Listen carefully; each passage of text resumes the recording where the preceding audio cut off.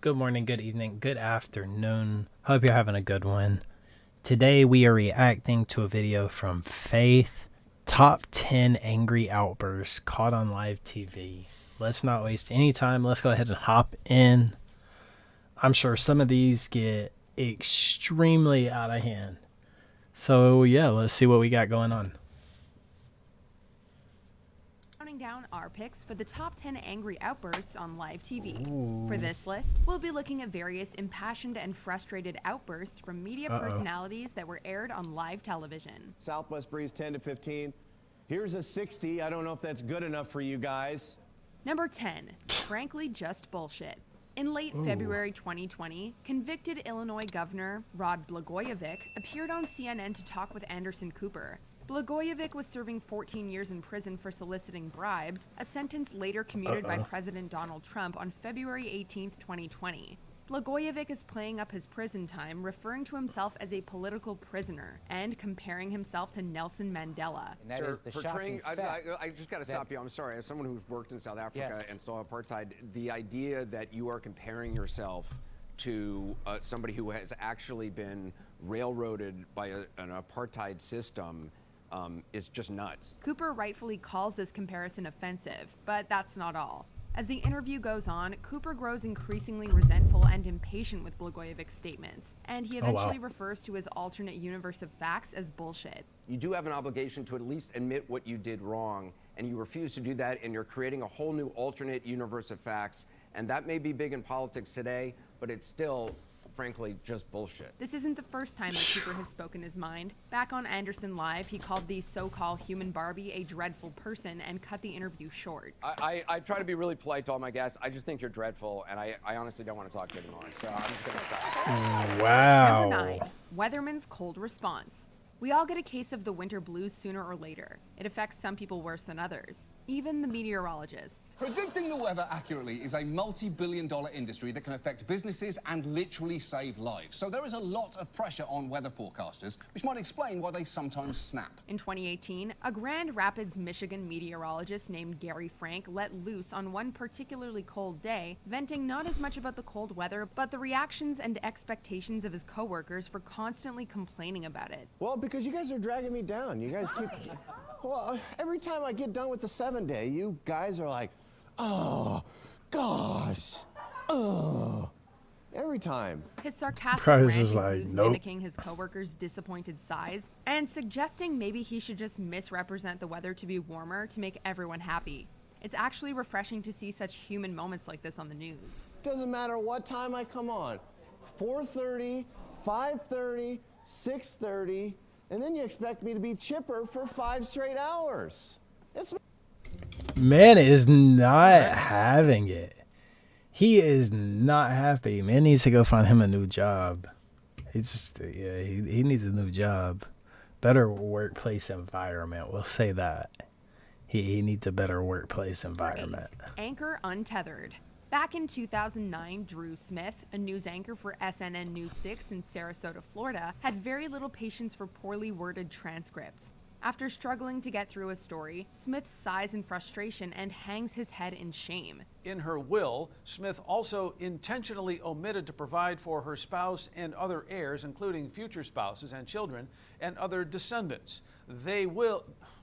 After a brief pause, Smith brandishes his copy of the script and asks, Who writes this stuff? And asks either the crew or the viewers at home if they are as confused as he is. Are you guys lost like I am? Before continuing on, Smith seemingly answers his earlier question by stating, quote, some intern at NBC News Channel writes this crap. But we get it. Poorly worded news is confusing for everyone, and quality control is important. Some intern at NBC News Channel writes this crap. Number 7, He Alexi was Lawless speaks his over mind. it.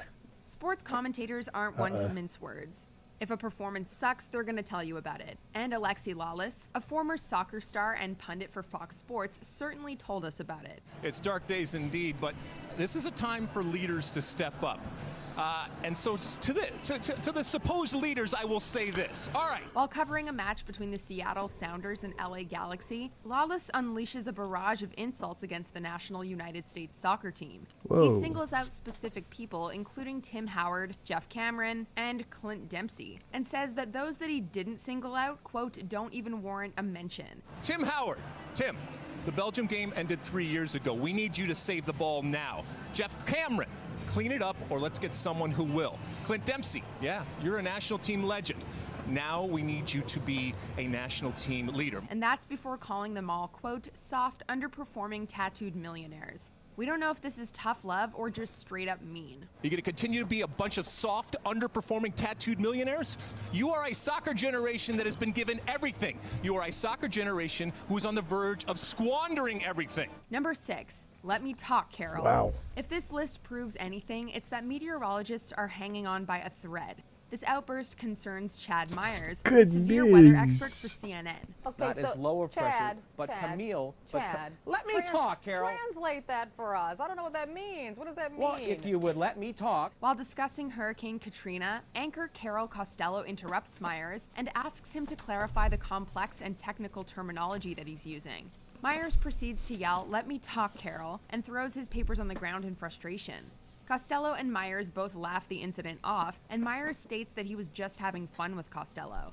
It seems clear that they do this simply to diffuse the palpable tension, because Myers was obviously not having fun. He is stressed the heck out. All right. Carol. Thank you, Chad. All right, just having fun with you this morning. I know. All right. It's a stressful time, It I is. know. Number 5, burning with frustration. This is a hot Goodness. one. Okay, Oh, not no, literally, that but there one. is fire involved. Whoa. Mika Brzezinski is the co-host of MSNBC's Morning Joe, a weekday morning political talk show.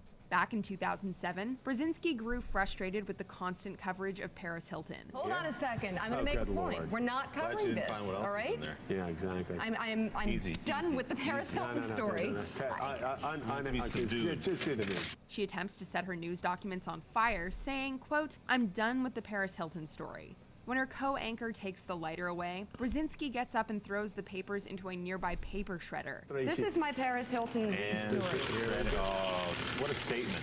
That is a statement about the state of journalism in our country. You have changed the world, Mika Brzezinski. Now can you give us... At least my world. When reflecting on the moment for a 10-year anniversary special, co-anchor Willie Geist called it, quote, a symbolic moment for the show, in that Brzezinski was refusing to air and discuss such trivial matters of celebrity. This is the way things have sort of been done. These are the things you've seen talked about in the morning. Yeah. They're literally going into a shredder and we're starting something new. Yeah, and I'll tell you, Mika, Mika got called to the front office and they were going to yell at her. No, I did get yelled at. Number 4, Ben Affleck gets worked up. Back in October 2014, What Ben happened Affleck here? appeared on the talk show Real Time with Bill Maher alongside author and podcast host Sam Harris. And it didn't take long for the fireworks to really get going. I don't The remember discussion this. veers towards the subjects of radical Islam and Islamophobia, and battle When lines are is he quickly not worked drawn. up? You're saying that Islamophobia is not a real thing. That if you're critical of something... Well, it's not a real thing when we do it. Right. Well, no, It really isn't. I'm not denying that certain people are bigoted against Muslims as people. Right. And that's a problem. Big of you. But why are you so hostile about this It's concept? gross. It's racist. Maher claims that Islam is the only religion that acts like the mafia, and Harris says that Islam at this moment is the motherlode of bad ideas. The Oscar winner then goes off on the two men, calling their assertions gross, racist, and ugly things to say. That All one's this respectable. While sitting back in his chair in frustration and muttering "Jesus Christ" under his breath. So suffice it to say, he didn't agree with their opinions. You criticize the people who are doing it, not the Philippines. You know what I mean? Well, what if the people As a who are... Filipino kid lives down the street from you, would have nothing to do with Yeah, it. that one's solid. walking Like, away I can from Bill understand O'Reilly. his... Please welcome Bill O'Reilly. And here we have another disagreement arising over religion and extremism. Back in 2010, political commentator Bill O'Reilly appeared on The View to promote his book Pinheads and Patriots, Where You Stand in the Age of Obama. The discussion turns towards an Islamic community center called Park 51, then scheduled to be built near Ground Zero. And let me break this to you. 70% of Americans don't want that mosque down there. So don't give me the wee bit. O'Reilly claims without proof that, quote, 70% of Americans don't want that, and that it's inappropriate, quote, because Muslims killed us on 9/11.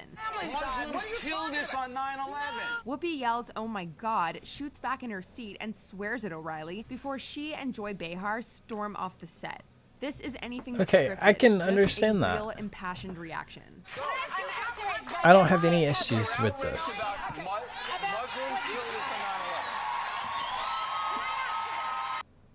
Yeah, I cannot blame them at all for walking out on that one and having an argument.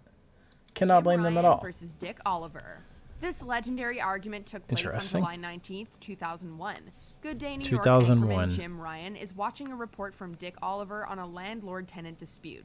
It's pretty normal, everyday stuff, until it isn't. All right, it's back to you, Jim. Ollie, don't let her go away. That's what. Does she have a response to that? Is she still there? What's that? Did the lady just leave? Yeah. Oh, that's too bad. After Oliver lets his tenant interview Oh my leave, goodness. Ryan chastises him for the quality of his reporting. This results in a bitter and very awkward back and forth on live television, and you can see the tenant cringing and suppressing a laugh in the background. I'll give you lessons on how to become a reporter later Well, I'll on. give you some lessons on how to be an editor because I was your boss once. Yeah, you were, and are no longer. How did that happen? This incident would become so infamous that it inspired Bill Hader's Herb Welch character on Saturday Night Live, with Hader portraying an elderly reporter as combative as he is incompetent. Please just ask the question. Who started this thing? Well, a couple of us actually started. Spill the beans.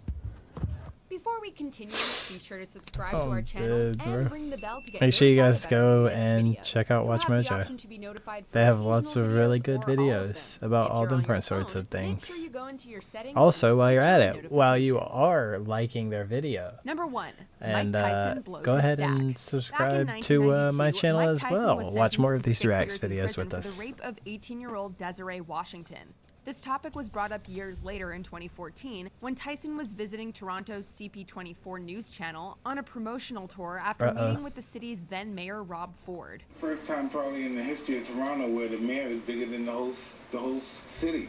You know, he's the biggest celebrity than anybody in the city. Everybody wants to see the mayor. And he's a really dynamic character. News anchor Nathan Downer broaches the idea that the mayoral meeting could possibly have interfered with Ford's election race, as Tyson is a convicted rapist. I don't have no comment to that, you know, because it's negative and you're being negative. And I met the mayor, and nothing they can do about it. And Tyson is not happy. He initially responds in a seemingly controlled manner before utterly and profanely losing his composure multiple times, eventually calling Downer. It's more nerve-wracking for me to hear us talking to a rat piece of shit like you. Come on, Mike. Downer reminds Tyson that they were on live TV, but he doesn't seem to care, like, at all. We're gonna wrap up this interview. Thank you for coming in. Do you agree with our picks? Check out That these was other pretty recent good. That was pretty good. I have to be honest.